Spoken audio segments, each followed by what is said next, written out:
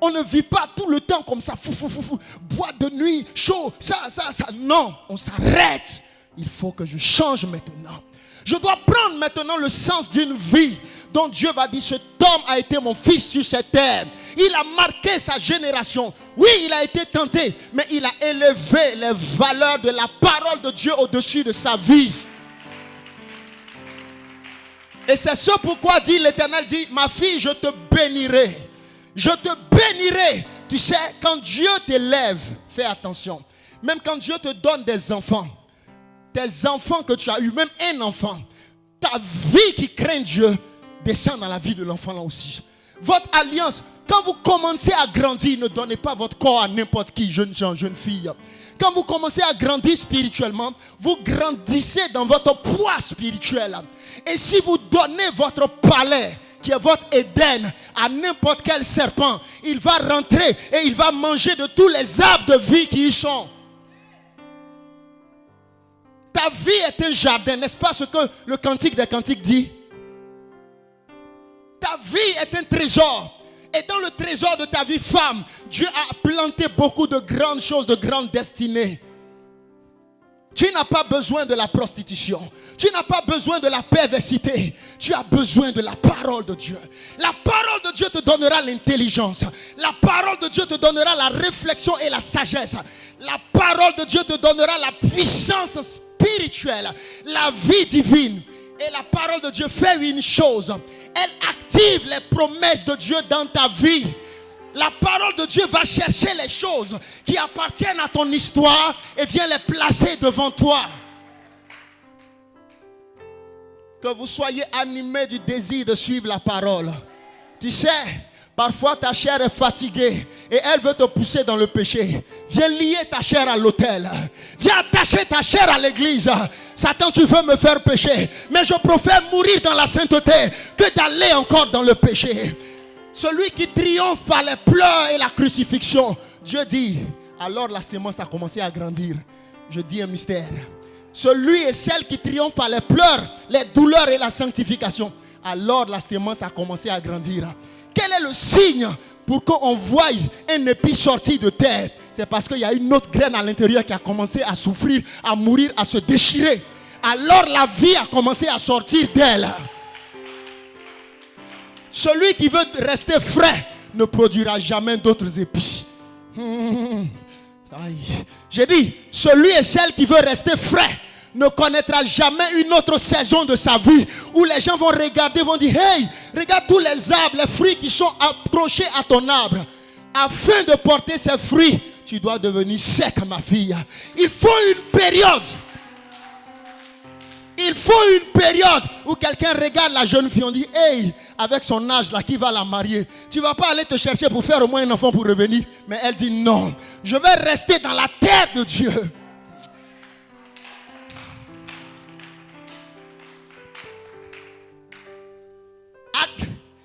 Si la chose n'est pas bien sec, que tu la sèmes, elle va pourrir, elle ne produira pas. Mais elle-même, elle ne décide pas le jour où elle commence à produire. Ouh, tu comprends ça? Quand elle est sec, elle passe à l'autre cycle. Je répète. Elle-même ne décide pas le jour où elle commence à produire. Mais elle accepte seulement de devenir sec. Ta part, c'est d'être bien converti. Tu comprends ça? C'est de ne pas penser à Paul ou à Anatole et échanger des SMS bizarres là. Ta part, c'est d'être droite dans ton esprit et de devenir la femme de prière qu'il veut. Une prophétesse est prophétesse à tout moment. Retiens ça. Tu peux être en train de travailler, mais l'esprit qui est en toi travaille. Celui qui garde son esprit, garde sa grossesse. Avant d'être dans ton ventre, ça est dans ta tête.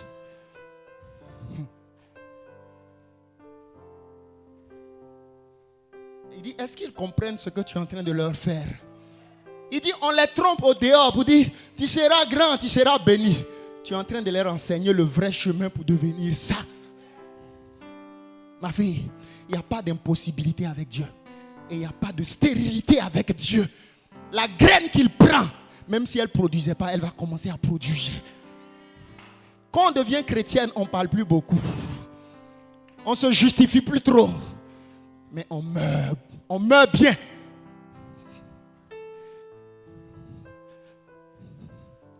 Il dit priez quelques secondes en langue. Read alongside again. Et dit Seigneur, j'enclenche ma saison. J'enclenche ma saison. Et je l'entends dire, il dit Père, tu sais que parfois c'est dur. Mais il dit ma fille, quand tu verras le fruit, tu oublieras ce temps où tu as dit c'est dur. Je vois tes souffrances. Je vois tes souffrances. Et je connais tes souffrances. Mais meurs bien dans la douleur de la croix.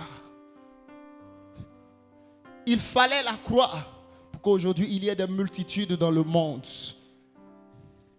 Il dit, le cantique que je mets dans ta bouche doit descendre dans ta vie.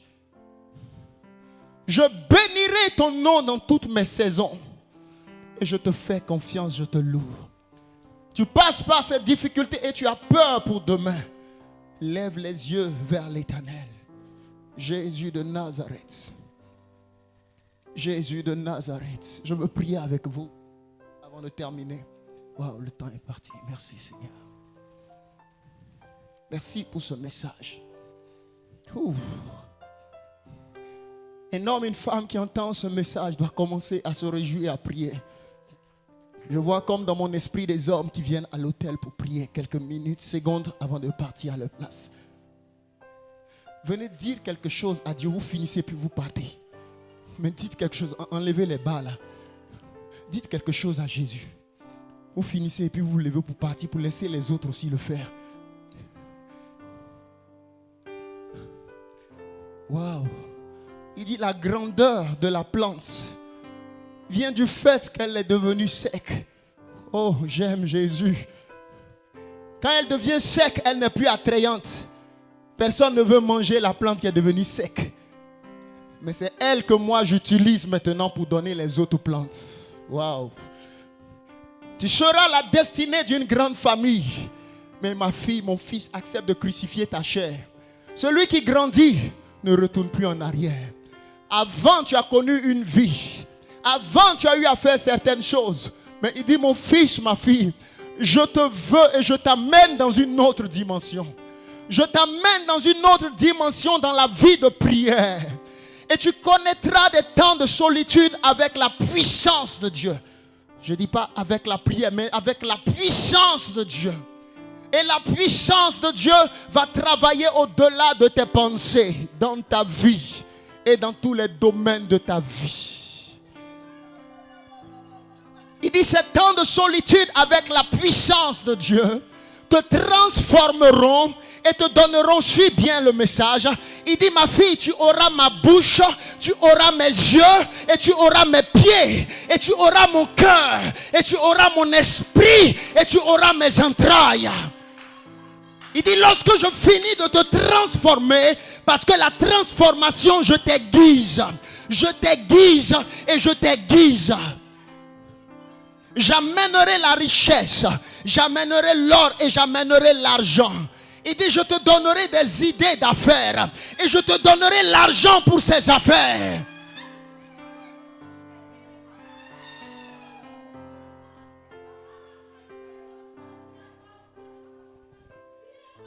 Mon serviteur, ta vie de prière, la saison est favorable. Monte dans la communion. Car le temps n'est pas loin. Le temps n'est pas loin. Monte. Monte. On va se tenir debout. Floria Sky de Gedelosa. Monte le clavier. Ouvrez les mains vers le Seigneur. Jésus, merci. Dis, descends dans ma vie, descends dans ma maison. Et apporte la grande production. La grande transformation. Il dit, beaucoup sont morts précocement parce qu'ils ont refusé de devenir des enfants. Tu comprends? Suis bien. Quand ils refusent de pardonner, ce manque de pardon entraîne une autre maladie et ça l'amène à la mort. Quand il refuse de se décharger et il dit, depuis j'ai eu le diplôme, je n'arrive pas à travailler. Je n'en peux plus, je vais casser tout dans cette maison. Qu'est-ce qu'il est en train de faire? Il refuse d'être comme un enfant. Tu sais, les autres t'ont dévancé. Ce n'est pas que tu es paresseux. Et jusqu'à ce âge, tu n'as pas de travail. Et tu ne sais que faire. Tu dors même chez tes parents. Et le diable t'accable de soucis tellement forts.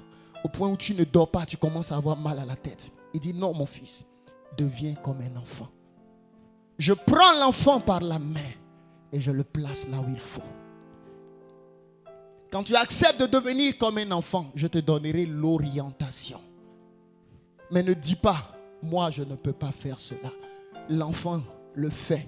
Parce que Dieu peut te confier une petite activité, une petite tâche. Mais derrière cette petite tâche, il y a la prochaine étape qui est une grande tâche.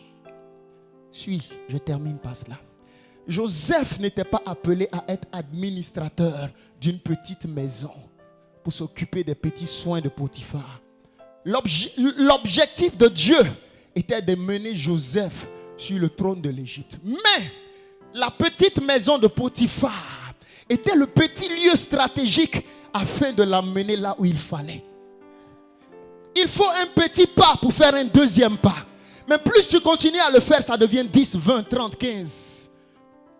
Joseph n'a pas travaillé seulement avec ses mains et ses pieds. Mais Joseph a travaillé avec son esprit. Les autres ouvriers travaillaient avec leurs mains.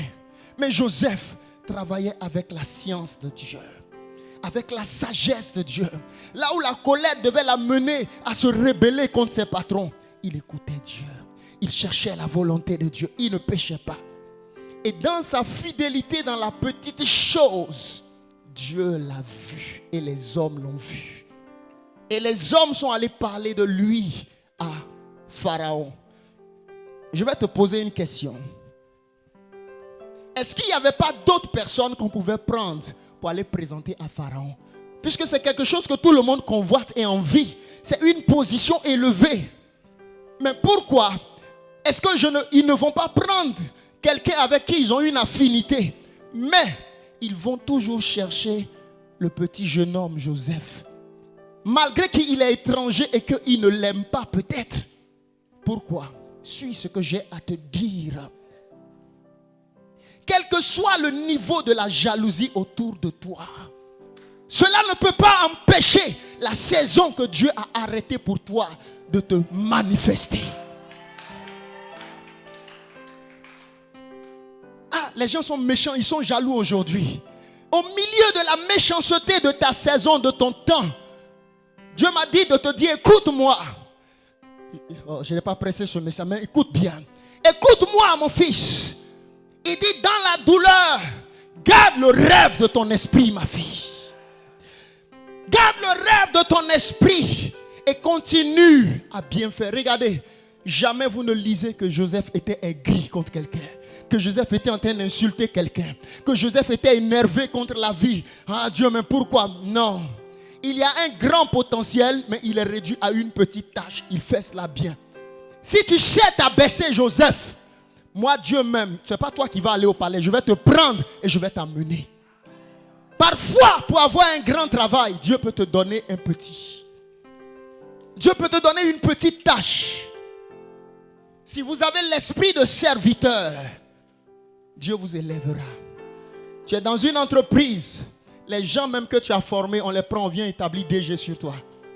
Ne te lève pas pour dire, papa, je ne peux pas supporter cette honte, je démissionne. Reste là. Écoutez Dieu, n'écoutez pas vos émotions, votre orgueil. Cette phrase-là, je répète encore. Écoutez Dieu, mais n'écoutez pas vos émotions, votre orgueil. Restez calme. Qu'est-ce que j'ai à faire? Quelles sont mes fonctions? Fais comme ça. Tu fais bien. On dit waouh, waouh, waouh. Quel que soit le temps, tous savent que dans 1 an ou 2 ans, tu seras à ton même poste. Tu n'as pas à lutter avec l'homme, mais vole. Je répète. Tu n'as pas à lutter avec quelqu'un, mais vole. La poule ne peut pas voler dans la même hauteur que l'aigle. Mon fils, est-ce que tu as compris bien ce que j'ai dit? Ce que Dieu t'aura donné, parce qu'il t'aura labouré. Quand tu déploies tes ailes, on dit comment tu fais? Je force pas. Je force pas. Mais celui qui est devenu sec a pris une autre nature. Que toi qui es resté frais, tu n'auras jamais. Tu vas me regarder voler, mais tu ne peux pas monter dans la même hauteur que moi. Je parle à quelqu'un. Vous qui acceptez la saison de la douleur et de la persévérance dans la prière, il y a un temps qui est le temps de la montée et du vol, où les gens vont vous regarder en train de déployer votre potentiel. Ils vont dire, mais quelle est cette gloire? Quel est ce niveau d'élévation? Écoute, il dit, le niveau de cette élévation vient des nuits de prière qu'elle a passées seule. Alors qu'elle avait des douleurs, elle avait des envies, des tentations. Elle a dit, je persévérerai dans la prière. Je resterai dans la sanctification. Et pendant qu'elle était en train de se sanctifier, Dieu était en train de creuser l'immeuble que tu vois aujourd'hui. Écoutez ma voix. Le péché n'est pas une destinée. La destinée du péché va pourrir. Mais la graine qui meurt grandira. Celle qui renonce volera haut. On ne peut pas jalouser celui que Dieu a élevé. Tu n'auras pas à jalouser quelqu'un. Les combats contre les autres, c'est un petit niveau. Même dans une équipe, tu peux jouer au football. Ton cœur que tu as va faire qu'ils vont toujours te sélectionner. Tu ne sauras pas pourquoi. Les gens qui vont vouloir te blesser en jouant au ballon vont se blesser. Je vous dis la vérité.